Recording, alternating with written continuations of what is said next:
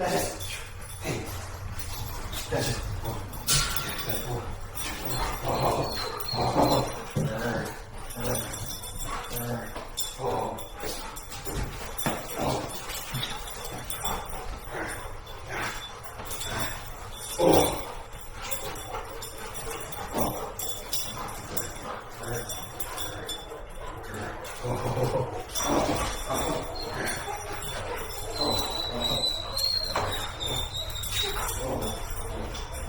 Oh, too strong.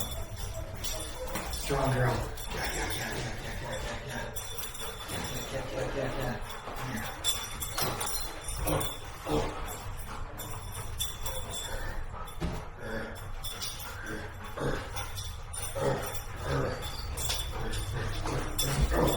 Too strong. She's way too strong for me. Good girl. Kill it. Kill it. Kill it. Kill it.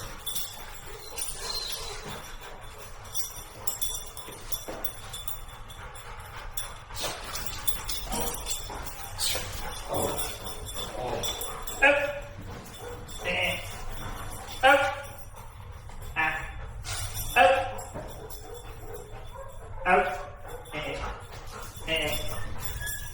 Out. Good. Okay. Oh, Dutchess. Come. Come. Come. Come. Good girl. Oh. Dutchess.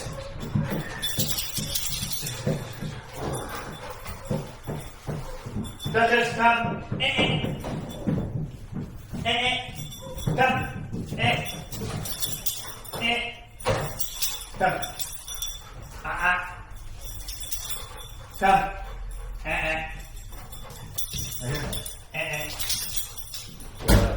Dutchess.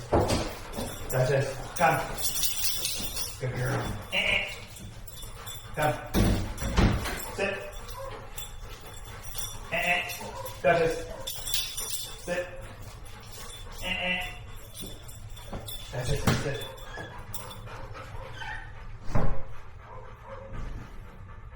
Okay. Good girl, come on.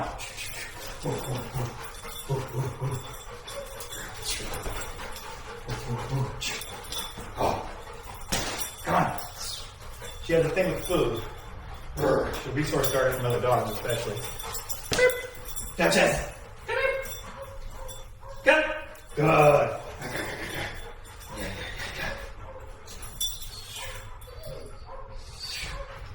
Dutchess. Ooh, what's that? Dutchess. Dutchess.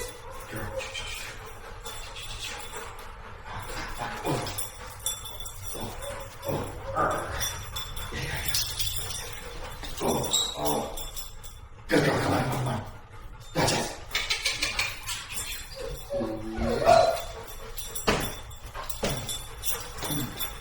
Dutchess, come here. Oh. Dutchess, come. Good. Please.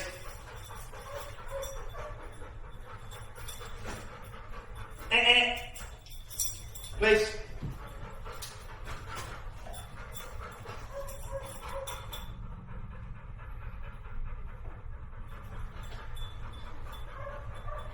All right, I'm going to do a little bit of place prep work here.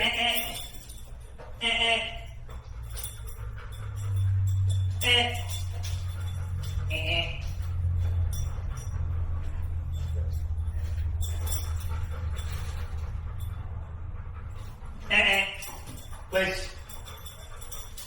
Dutchess, place. Huh? Good.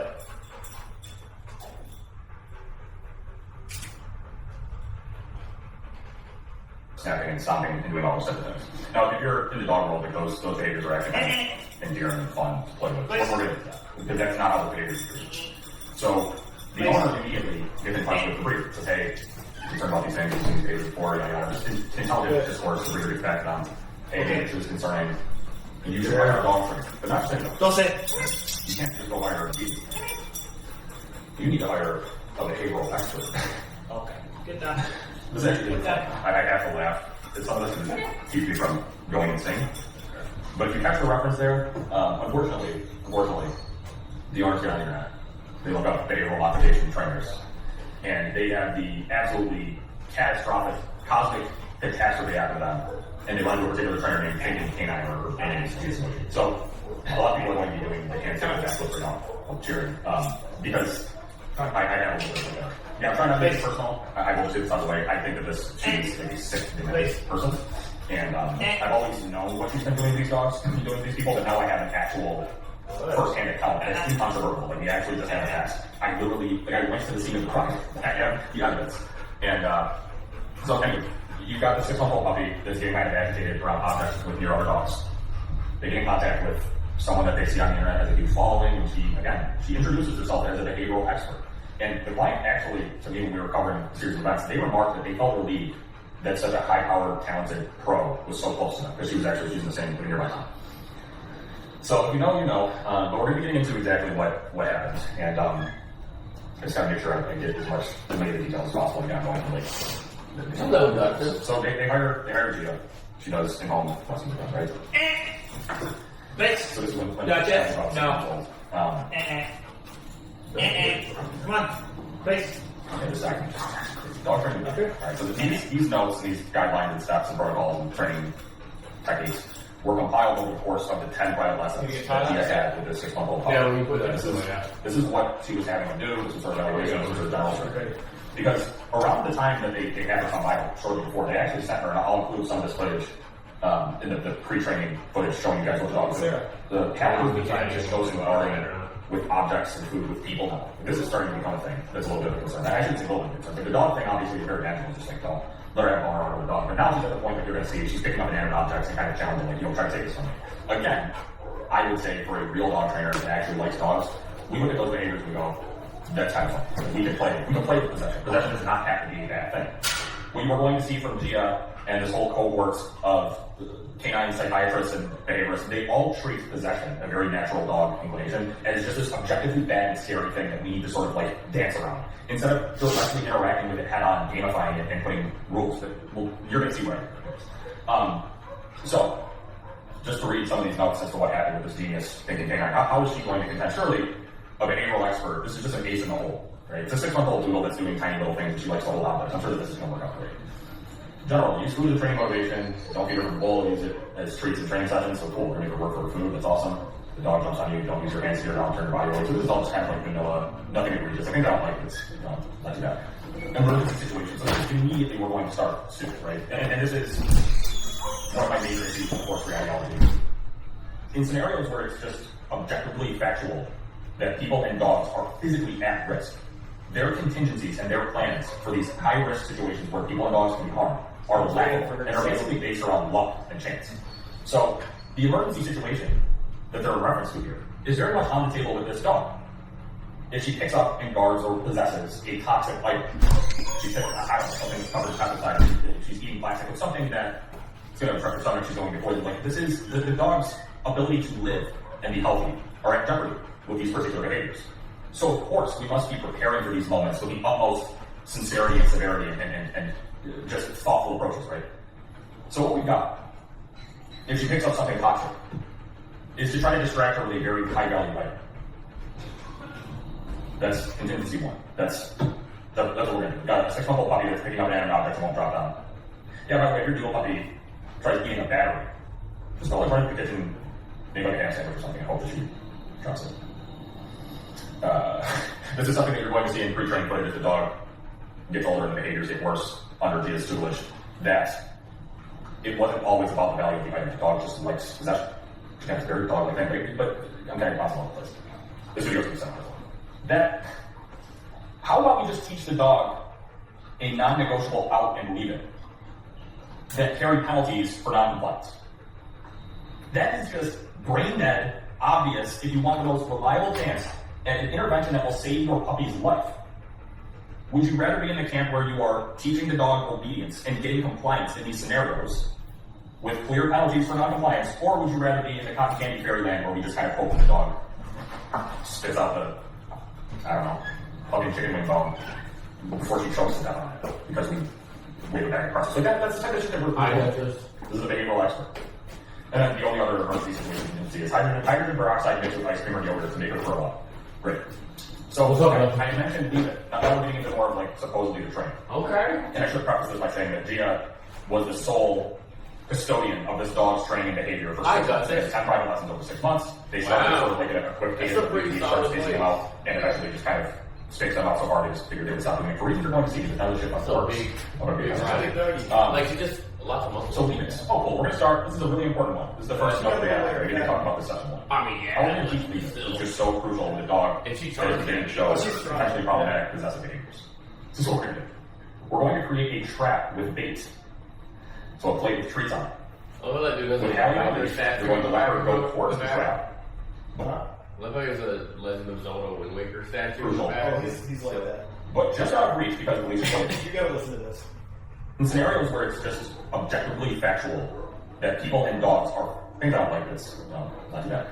Emergency situations. So this is This part right here. no, use food and training motivation. Don't use the bowl, use it. Just listen As to treats and it. training sessions are cool. Make it work for food. It's awesome. Dog jumps on you. Don't use your hands to your dog turn body. This is all just kind of vanilla. Nothing egregious. I think I don't like this. No, not do that.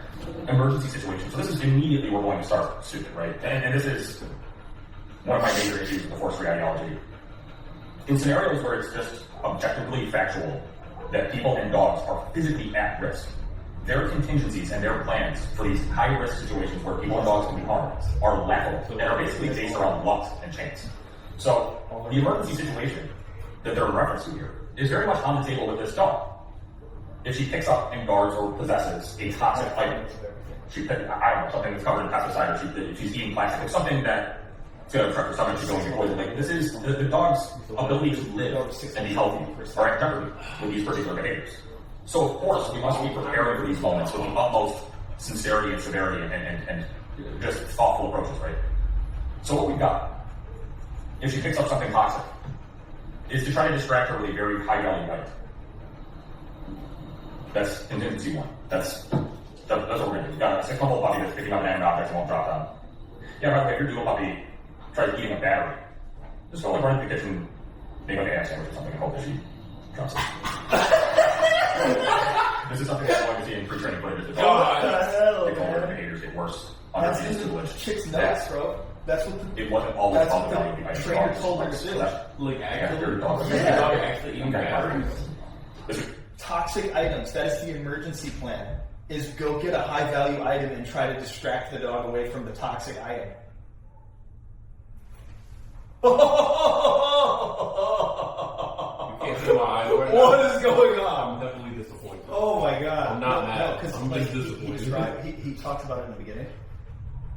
They called him and reached out to him because he put out like a PSA, like, "Hey, like, hit me up if you've worked with a force trainer and like gone through the whole thing and like that's right." He found this person that worked with that chick, Gia, Thinking K9, Yeah. who worked with her for like all this time and who took like extensive like anal OCD notes of every protocol and every suggestion and every training direction that she was given. Wrote it all down. So he has all of the notes saved. Every email, every text, he's got everything. So he knows exactly like how they did it.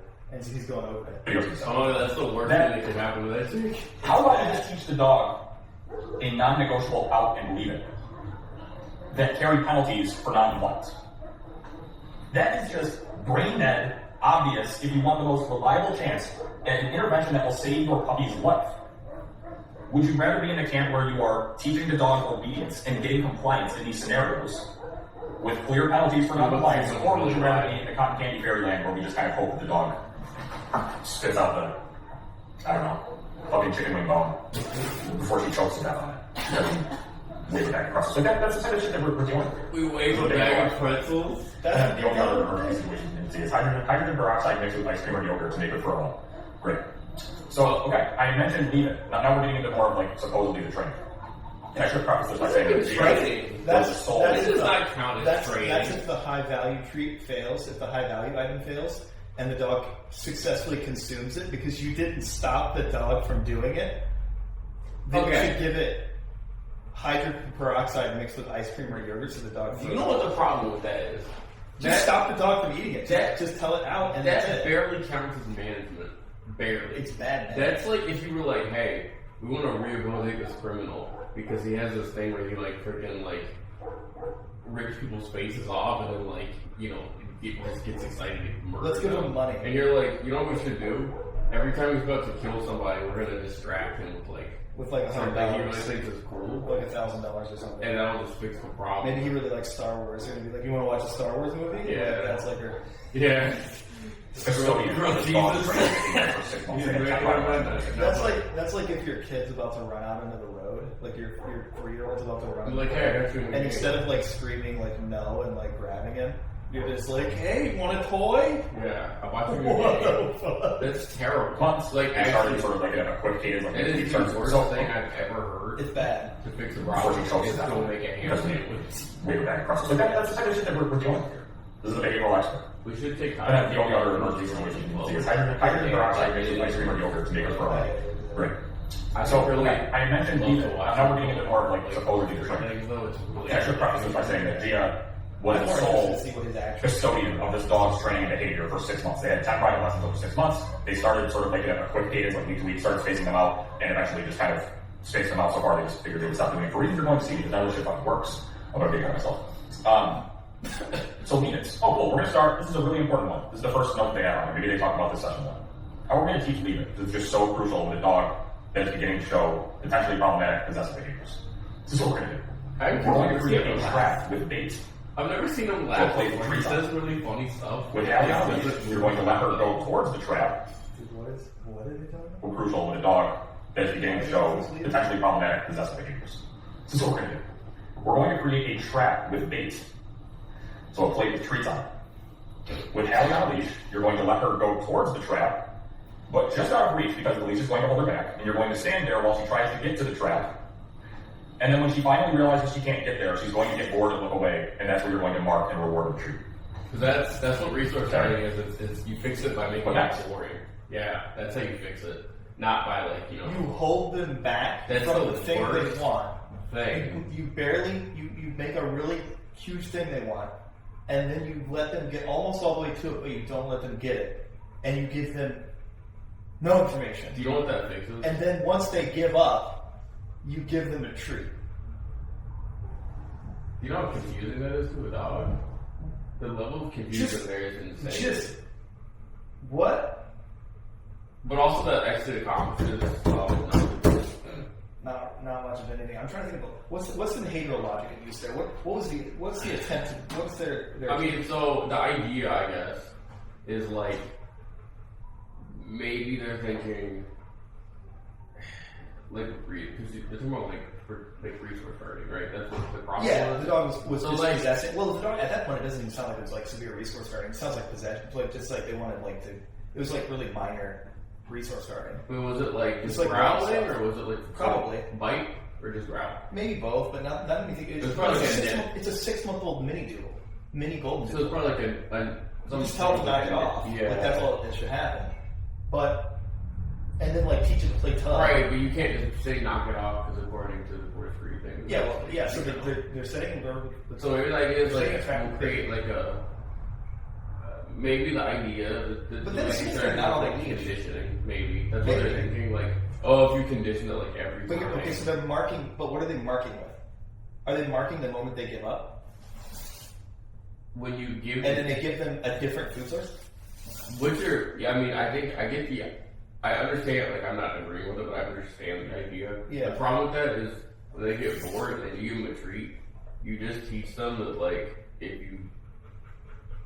Well, because that wouldn't be a bad thing if they did lay down and chill, then they get the treat. But the problem is that that's not going to be effective with if there's an actual thing that they're going to go guard. And if you're just chilling, they're going to go guard it regardless. And your dog, it's not going to stop resource guarding from the dog just chilling in the house. No, that's that's a problem with forestry training as well. Is that it's extremely it only works. It only works, and it's like if you train Dutchess in this room, with no dogs in the crates. Speaking of which, Okay. Me and you, Dutchess, right? go. Okay, come on. And you were like, yeah. And you did like heel you did good. and let's go. And You it's, did oh, good. oh, You oh. did good. She's very good. Yeah. Like, you taught Dutchess everything in this room. They were like, yeah, you can take her off into the store. Yeah. This is an extremely controlled environment. Yeah. Yeah. No, but for me, the question is, it's like, well, what happens when you remove the leash eventually? Like, how's that going to hold up? But I'm curious. I want to see, like, I'm so It's down. not going to hold up. I've been wondering.